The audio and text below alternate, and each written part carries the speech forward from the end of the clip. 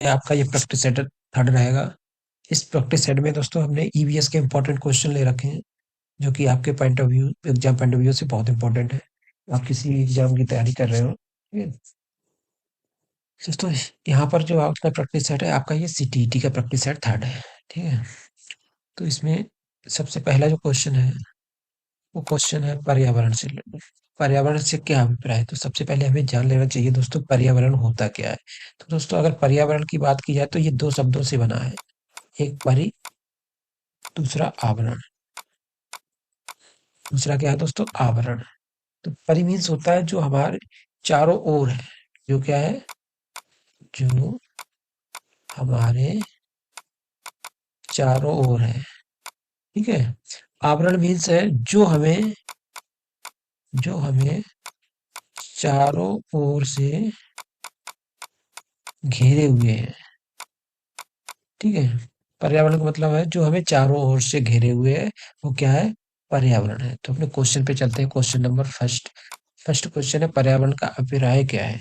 Option है आपके, जल, भूमि, जल, वायु, पौधे, पशु की प्राकृतिक दुनिया है जो हमारे चारों ओर अस्तित्व में है। बिल्कुल सही, ये भी पर्यावरण है। ऑप्शन बी, उन संपूर्ण दिशाओं का योग जो व्यक्ति को एक स्थान बिंदु पर चारों ओर घेरे हुए है। ये भी आपका बिल्कुल सही है। नेक्स्ट ऑप्शन सी, भौतिक, जैविक एवं सांस्कृतिक तत्वों की अंतर क्रियाओं, व्यवस्थाओं जो अंतर संबंधित हैं। ये भी इस हिसाब से आपका क्या है? उपर्युक्त। ऑप्शन डी आपका बिल्कुल सही होगा। ऑप्शन डी उपर्युक्त सभी। नेक्स्ट है question number two. Question number two क्या कह रहा है? पर्यावरण शब्द की उत्पत्ति किस भाषा से हुई? Option A German, option B France, option C Spanish, और ऑप्शन डी अरबी, ठीक है। ऑप्शन डी क्या है? अरबी। इसका जो राइट ऑप्शन है वो है ऑप्शन बी फ्रांस। पर्यावरण की उत्पत्ति जो हुई है फ्रांस भाषा से हुई है। किससे हुई है दोस्तों? फ्रांस से हुई है, ठीक है। Next question, question number third. Question number third क्या कह रहा है? पर्यावरण किस किससे बनता है? तो पर्यावरण किससे बनता है? जैविक घटकों से, बिल्कुल सही। भू आकृतिक घटकों से, बिल्कुल सही। अजैविक, तो जैविक, अजैविक और भू आकृतिक घटकों, ये सभी से बनता है। तो इसका राइट ऑप्शन होगा उपर्युक्त सभी। ऑप्शन डी बिल्कुल सही है, उपर्युक्त सभी। नेक्स्ट क्वेश्चन है question number four. Question number four क्या कह रहा है दोस्तों? पर्यावरण एक अभिन्न समष्टि है जिसकी रचना होती है, कैसे? भौतिक तंत्रों से होती है, जैविक तंत्रों से होती है, ठीक है, या भौतिक एवं जैविक दोनों से होती है, ठीक है, या ऑप्शन डी भौतिक, जैविक एवं सांस्कृतिक तत्वों व पारस्परिक क्रियाशील तंत्रों से। तो ऑप्शन डी आपका बिल्कुल सही ऑप्शन का होगा। ऑप्शन डी आपका बिल्कुल सही ऑप्शन होगा। नेक्स्ट क्वेश्चन है, next question, question number four, sorry question number five. Question number five, क्या अधोलिखित में भौतिक पर्यावरण का तत्व नहीं है? इनमें से क्या तत्व ऐसा है जो भौतिक पर्यावरण का? तो भूमि के प्रकार, ये भी पर्यावरण से, मिट्टियां, खनिज, ये क्या है? सब प्राकृतिक है, पर्यावरणीय है, इन्वायरमेंटली। और बस्तियों की बात की जाए तो यहाँ पर ये तत्व जो है पर्यावरण का तत्व नहीं होगा। बस्तियां क्या है? पर्यावरण का तत्व नहीं होगा, ठीक है। तो ऑप्शन डी आपका बिल्कुल सही होगा। ऑप्शन डी बिल्कुल सही ऑप्शन होगा आपका। नेक्स्ट क्वेश्चन है question number six. Question number six, इसमें दोस्तों प्रैक्टिस सेट में हमने 30 क्वेश्चन ले रखे हैं जो बहुत इंपॉर्टेंट क्वेश्चन है, और कई बार आपके कई एग्जामों में पूछे गए हुए हैं। वीडियो को बिल्कुल स्लिप ना करें, ठीक है, पूरा वीडियो देखें, ठीक है। बिना दोस्तों, अभी तक आप लोगों ने अगर हमारे चैनल को सब्सक्राइब नहीं किया तो सब्सक्राइब कर लें। क्वेश्चन नंबर सिक्स, मानव गतिविधियों में परिवर्तित पर्यावरण, मानव गतिविधियों से परिवर्तित पर्यावरण कहलाता है, क्या कहलाता है? नरसंघिक पर्यावरण, एंथ्रोपोजेनिक पर्यावरण, शहरीकरण पर्यावरण, एक आधुनिक पर्यावरण। क्या कहलाता है दोस्तों? मानव द्वारा जो परिवर्तित पर्यावरण होता है उससे क्या होता है? एंथ्रोजोनिक पर्यावरण होता है। एंथ्रोपोजेनिक पर्यावरण होता है। वो कौन सा? एंथ्रोपोजेनिक पर्यावरण। ये क्या होता है दोस्तों? आपने देखा होगा कि जो बाढ़ वगैरह आते हैं, या ग्लोबल वार्मिंग की जो प्रॉब्लम है, वो होती है, ये मनुष्य के पर्यावरण में हस्तक्षेप होने की वजह से होती है, ठीक है। ठीक है, अगर जैसे मानव द्वारा पर्यावरण पर जो नुकसान होता है, उसमें जो आपदाएं आती हैं, प्राकृतिक आपदाएं आती हैं, उस वजह से उसको एंथ्रोपोजेनिक पर्यावरण कहते हैं। ठीक है, नेक्स्ट क्वेश्चन की बात करें, question number 7। Question number 7, question number 7 क्या कह रहा है? पारिस्थितिकी शब्द का प्रयोग सर्वप्रथम किसने किया था? तो किसने किया था? ऑप्शन ए एजी टेस्ले ने, ऑप्शन बी अर्नल्ड हॉकल्स ने, ऑप्शन सी ग्रिफिथ टेलर ने, या इनमें से कोई नहीं। तो क्वेश्चन नंबर 7 का राइट ऑप्शन होगा ऑप्शन बी, अल्बर्ट हैकल्स ने। ठीक है, पारिस्थितिकी का सबसे पहले प्रयोग किया था। नेक्स्ट क्वेश्चन है क्वेश्चन नंबर 8। क्वेश्चन नंबर 8 क्या कह रहा है? परिस्थितिकी निम्नलिखित के बीच पारस्परिक संबंध का अध्ययन है। किसके बीच अध्ययन है? जीव और पर्यावरण के बीच, मनुष्य एवं वन के बीच, मृदा एवं जल के बीच, पति एवं पत्नी के बीच। तो इसका जो राइट ऑप्शन है वो है आपका जीव और पर्यावरण। जो भी जीव है, जो भी जीव है उनके आसपास जो पर्यावरण है उसका क्या है? संबंध बताता है। ठीक है, नेक्स्ट क्वेश्चन है क्वेश्चन नंबर 9। क्वेश्चन नंबर 9 क्या कह रहा है? पारिस्थितिकी तंत्र की संकल्पना को किसने प्रस्तुत किया था? तो किसने प्रस्तुत किया था? जी टेलर ने, ई हेगस्टाल ने, या डी डी आर स्टर्न ने, या ऑप्शन डी टेस्ले ने। ऑप्शन डी टेस्ले, क्वेश्चन नंबर 9। इसका जो राइट ऑप्शन है वो है टेस्ले। किसने किया था दोस्तों? टेस्ले ने किया था। नेक्स्ट क्वेश्चन है क्वेश्चन नंबर 10।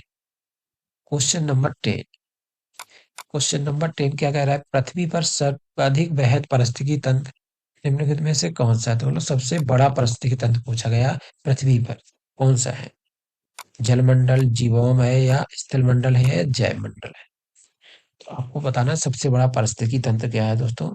वह है जैव मंडल। क्या है दोस्तों? जैव मंडल। तो जैव मंडल क्या होता है?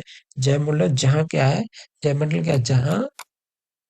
जैव मंडल क्या? जहाँ जीवन जीवन क्या संभव हो, जहाँ जीवन संभव हो क्या होगा? जैव मंडल होगा। उसे क्या बोलेंगे दोस्तों? जैव मंडल बोलेंगे। ठीक है, जहाँ पेड़ पौधे जंतु आदि रह सके उसको हम जैव मंडल बोलेंगे।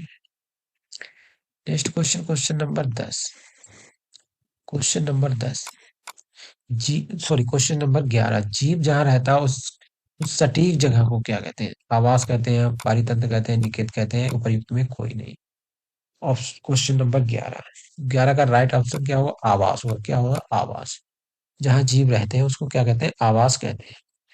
नेक्स्ट क्वेश्चन है क्वेश्चन नंबर 12। सबसे अधिक स्थिर पारिस्थितिकी तंत्र क्या है? सागर, महासागर, वन, पर्वतीय या मरुस्थल? तो राइट ऑप्शन है सागर। सागरीय पारिस्थितिकी तंत्र सबसे स्थिर पारिस्थितिकी तंत्र है। Next question, question number 13। पादप और जंतु फैलाव वितरण को प्रभावित करने वाले भू आकृतिक कारक घटक कौन से हैं? Question number 13। ऑप्शन ए ढोल, केवल ढोल कोण, या और उभार? तो ये तो नहीं होगा दोस्तों, केवल लगा रखा है एक तो इसमें। ढोल आकृति और अपेक्षिक उभार, ये भी नहीं होगा दोस्तों। ढोल कोण, ढोल आकृति, ढोल उभार, ये भी नहीं होगा। राइट ऑप्शन होगा ढोल कोण, ढोल आकृति एवं अपेक्षिक उभार। ऑप्शन डी आपका बिल्कुल राइट ऑप्शन होगा। ऑप्शन डी आपका बिल्कुल राइट ऑप्शन होगा क्वेश्चन नंबर 13 का।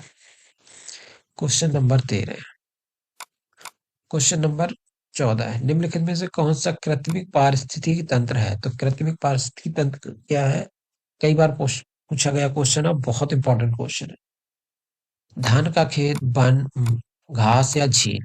तो कृत्रिम पूछा गया। कृत्रिम मतलब मानव द्वारा बनाया हुआ। तो मानव द्वारा क्या है? धान का खेत बनाया जाता है। बाकी तो वन, घास और झीलें प्राकृतिक है, अपने आप उगाती है। ठीक है, जबकि धान का खेत मानव द्वारा बनाया जाता है। ठीक है, नेक्स्ट क्वेश्चन नंबर 15।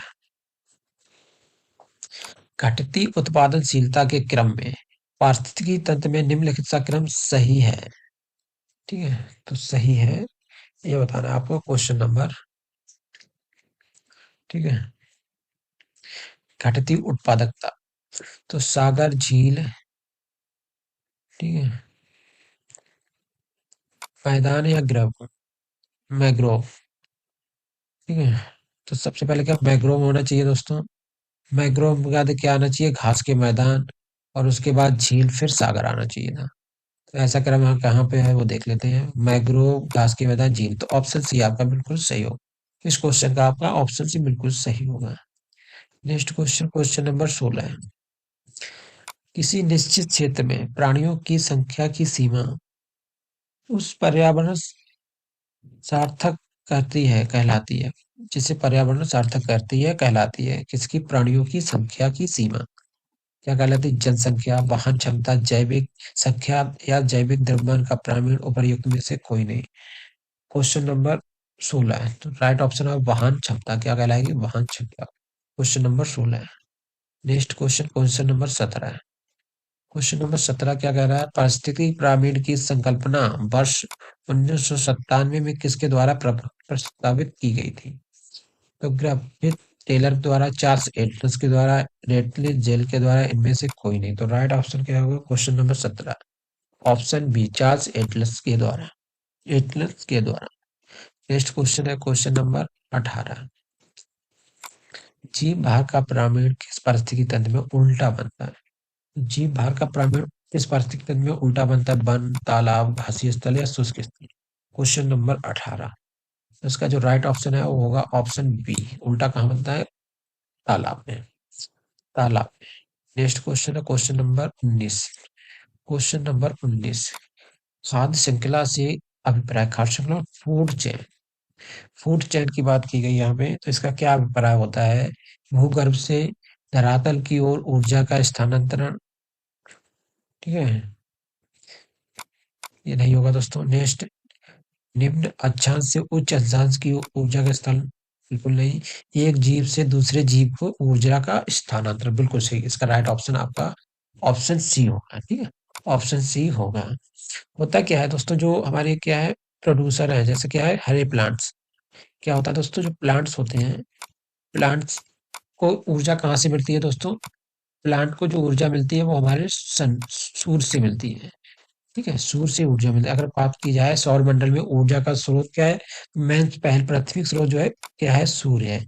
तो सूर्य से एनर्जी किसको मिलती है? प्लांट को। और प्लांट से कौन लेते हैं दोस्तों? जो शाकाहारी जंतु होते हैं। कौन? जो शाकाहारी जंतु होते हैं। शाकाहारी जंतु होते हैं। ठीक है, और शाकाहारी जंतुओं को मार के कौन खा जाता है? मांसाहारी जंतु। मांसाहारी जंतु। ठीक है, तो यहाँ से ये ऊर्जा का स्थानांतरण हो जाता है। ठीक है, प्लांट से ऊर्जा कहाँ जाती है? शाकाहारी जंतु में, और शाकाहारी जंतु से मांसाहारी में। जैसे प्लांट, एक प्लांट है, प्लांट को किसने खाया? बकरी ने खाया। ठीक है, तो प्लांट की एनर्जी किसमें आ गई? बकरी में। और बकरी को किसने खा लिया? शेर ने खा लिया। तो उसके बाद वो एनर्जी पहुंच गई शेर में। तो इसको बोलते हैं खाद्य श्रृंखला। ठीक है, तो एक जीव से दूसरे जीव में इस ऊर्जा का स्थानांतरण को खाद्य श्रृंखला बोलते हैं। ठीक है।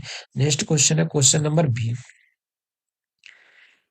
क्वेश्चन नंबर 20, खाद्य श्रृंखला फूड चेन में मानव क्या है दोस्तों? मानव क्या है? ये एक निर्माता है क्या? नहीं बात दोस्तों, निर्माता क्या होते हैं? Green plants. प्लांट्स जो होते हैं वो फूड चेन में निर्माता होते हैं। केवल प्राथमिक उपभोक्ता। प्राथमिक उपभोक्ता क्या होते हैं? जो केवल क्या खाते हैं? प्लांट्स ही, प्लांट को ही अपना भोजन बनाते हैं, वो केवल प्राथमिक होते हैं। केवल द्वितीय, द्वितीय उपभोक्ता क्या होते हैं? जो शाकाहारी जीवों से अपना भोजन बनाते हैं, जैसे। ठीक है, मनुष्य ना ही तो केवल द्वितीय उपभोक्ता, ना ही केवल प्राथमिक उपभोक्ता। ये क्या है? प्लांट्स भी खाता है और मांस भी खाता है, इसलिए मानव प्राथमिक एवं द्वितीय उपभोक्ता दोनों में आएगा। इसलिए ऑप्शन डी आपका बिल्कुल सही होगा। ऑप्शन डी आपका बिल्कुल सही होगा। ऑप्शन डी आपका क्या होगा? बिल्कुल सही होगा। क्वेश्चन नंबर 21, खाद्य श्रृंखला है। खाद्य श्रृंखला क्या है? क्वेश्चन नंबर 21, स्वपोषित जीवों के बीच संबंध। खाद्य श्रृंखला क्या है? स्वपोषित जीवों के बीच संबंध नहीं, ये भी नहीं होगा। ये हमने पढ़ा था। ऊर्जा का होता, दो जीवों के बीच आनुवांशिक पदार्थ का विनिमय भी नहीं है। ऐसा कुछ नहीं कि आनुवांशिक पदार्थ, एक जीव से दूसरे जीव में खाद्य और इस प्रकार की ऊर्जा का परासरण। तो बिल्कुल सही होगा, अभी हमने पढ़ा था कुछ समय पहले। ठीक है, नेक्स्ट क्वेश्चन है क्वेश्चन नंबर 22। क्वेश्चन नंबर 22 क्या कह रहा है? दो भिन्न समुदाय के बीच एक संक्रांति क्षेत्र कहलाता है। तो एक संक्रांति क्षेत्र क्या कहलाता है? क्वेश्चन नंबर 22 का इकोटाइप, इकेड, इकोस्फीयर या इकोटोन। इसको कहते हैं इकोटोन। क्या कहते हैं? इकोटोन कहते हैं। दो समुदाय के बीच एक संक्रांति क्षेत्र, वो कहते हैं इकोटोन। नेक्स्ट क्वेश्चन है क्वेश्चन नंबर 23। पारिस्थितिकी की संकल्पना को प्रतिपादित किसने किया? तो किसने किया था? क्वेश्चन नंबर 23 ग्रीनलैंड्स ने किया था। किसने? ऑप्शन ए आपका बिल्कुल सही होगा, ग्रीनलैंड्स। ठीक है। नेक्स्ट क्वेश्चन है क्वेश्चन नंबर 24। क्वेश्चन नंबर 24 क्या कह रहा है? एक किसी एकल जाति स्पीसीज व उनके सहवास के पर्यावरणीय घटकों का अध्ययन क्या कहलाता है? क्या कहलाता है? ऑप्शन ए आवासन विकास, अनुवांशिकी, पारिस्थितिकी या स्व पारिस्थितिकी या जीव पारिस्थितिकी। तो यहाँ पे क्या है? एकल जात की बात की है, तो यहाँ ऑप्शन बी सी आपका बिल्कुल सही होगा। ऑप्शन सी आपका बिल्कुल राइट ऑप्शन होगा, स्व पारिस्थितिकी कहलाता है। नेक्स्ट क्वेश्चन है क्वेश्चन नंबर 25। क्वेश्चन नंबर 25 क्या कह रहा है? यदि आप घड़ियाल को उसके प्राकृतिक आवास में देखना चाहते हैं तो निम्नलिखित में किस स्थान पर जाना सबसे सही है? कहाँ पे जाना सही है? कहाँ घड़ियाल पाए जाते हैं दोस्तों? Question number 25। भितरकनिका मैंग्रोव में जाएंगे, या चंबल नदी में जाएंगे, या पुलिकट झील में जाएंगे, या दोपहर झील में जाएंगे? तो इसका जो राइट ऑप्शन होगा वो होगा चंबल नदी। तो चंबल नदी में क्या है? घड़ियाल पाए जाते हैं। चंबल नदी में क्या है दोस्तों? घड़ियाल पाए जाते हैं। नेक्स्ट क्वेश्चन है क्वेश्चन नंबर 26। दो जातियों के बीच ऐसा संबंध जिसमें एक जाति लाभान्वित होती है, दूसरी जाति को सामान्य स्थिति में ना तो कोई लाभ होता है ना कोई हानि होती है, तो क्या कहलाता है? एक को तो लाभ होता है, दूसरे को कोई हानि भी नहीं होती है और लाभ भी नहीं होता है। Question number 26। तो ये कहलाता है दोस्तों सहभोज्यता कहलाता है। क्या कहलाता है दोस्तों? सहभोज्यता। ऑप्शन बी बिल्कुल सही होगा। ऑप्शन बी बिल्कुल सही होगा। नेक्स्ट क्वेश्चन है question number 27। Question number 27। Lichen, कवकमूल तथा हार्मोन केकड़े उदाहरण है। किसके उदाहरण है दोस्तों? Question number 27। ये है सहभोज्यता के, परजीविता के, सहयोगकारिता के प्रयुक्त में से कोई नहीं। तो ये क्या है? सहयोगकारिता के उदाहरण है। किसके? सहयोगकारिता के उदाहरण है। नेक्स्ट क्वेश्चन है क्वेश्चन नंबर 28। जब दो जीव एक साथ रहते हैं किंतु इस प्रक्रिया में केवल एक जीव को ही लाभ मिलता है तो इस स्थिति को क्या कहेंगे? निर्भरता, पोषण, पराजीवता, सहजीवता को क्या कहेंगे? Question number 28। ठीक है। इसके ऑप्शन जो है, ऑप्शन है ऑप्शन ए एक, ए और एक एवं दो, एक और दो। ऑप्शन बी केवल चार, ऑप्शन सी केवल तीन, ऑप्शन डी केवल दो। क्वेश्चन नंबर 28 राइट ऑप्शन होगा ऑप्शन सी केवल तीन। तो तीन क्या है? ठीक है। ऑप्शन सी केवल तीन इसका राइट ऑप्शन होगा। नेक्स्ट क्वेश्चन है क्वेश्चन नंबर 29। Question number 29। अपने ही पर्यावरण में एक जैविकीय समुदाय जैसे तालाब, सागरीय वन, यहाँ तक कि एक जल जीवशाला को भी हम क्या कहा जाता है? क्या कहा जाता है? Question number 29। इसको कहा जाता है जीवोम या बायोम। क्या कहा जाता है? तो जीवोम या बायोम कहा जाता है। नेक्स्ट क्वेश्चन क्वेश्चन नंबर 30 और आज की वीडियो का लास्ट क्वेश्चन होगा दोस्तों। दोस्तों ये वीडियो अपने दोस्तों के साथ भी शेयर करें। ठीक है। Question number 30। क्वेश्चन नंबर 30 क्या कह रहा है? शब्द डेनिसोवन कभी कभी समाचार माध्यमों के संदर्भ में आता है। इसके माध्यमों से संदर्भ में आता है, समाचार के माध्यमों से। तो डेस्नोवल है क्या दोस्तों? ये जानना जरूरी है। एक प्रकार के डायनासोर के जीवाश्म है, एक आदि मानव जाति स्पीसीज है, पूर्व उत्तर भारत में प्राप्त एक गुफा तंत्र है, या भारतीय उपमहाद्वीप के इतिहास में एक भूवैज्ञानिक काव्य है। तो ये क्या है दोस्तों? दोस्तों ये बात की गई है डेनोसोवन की। तो डेनोसोवन क्या है दोस्तों? ये एक विलुप्त प्रजाति है। मनुष्य मानव की एक क्या है? विलुप्त प्रजाति है, जो कि मध्य पाषाण काल में ये प्रजाति कहाँ पाई जाती थी? ये मध्य पाषाण काल में ये प्रजाति मध्य एशिया के आसपास पाई जाती थी। ठीक है। तो दोस्तों ये था आज